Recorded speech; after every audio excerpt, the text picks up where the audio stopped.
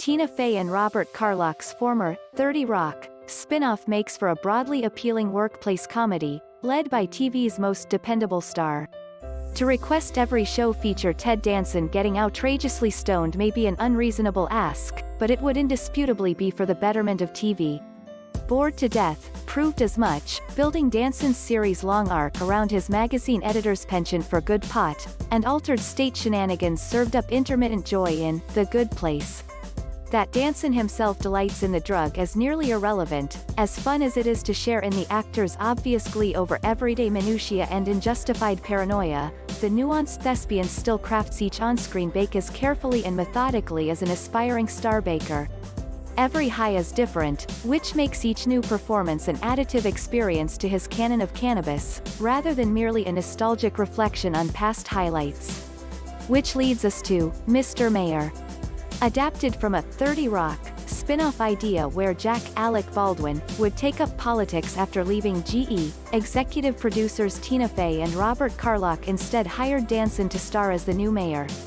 As Neil Bremer, a rich retiree who ran for office in order to set a better example for his teenage daughter, Orly, Kyla Kenedy, and just happened to win, the former Cheers lead isn't playing a pothead. Neil is more of a glass of white wine after dinner kind of guy, but he does mistakenly take a couple of edibles in episode 2, Mayor's Day Out, which gives Danson all the room he needs to make an indelible, endearing impression on audiences. And that, so far, is the major takeaway from the nascent sitcom. Despite gathering a team of verified NBC all-stars, the creators of 30 Rock, the star of Cheers, and The Good Place, not to mention Holly freaking Hunter, Mr. Mayor, is mostly a testament to the towering talent at the helm. Yes, the dialogue is filled with quippy pop culture jokes and the story structure is clear, clean, and inviting. Yes, the rest of the cast is strong, and Bobby Moynihan may have finally found the right supporting role for his particular talents.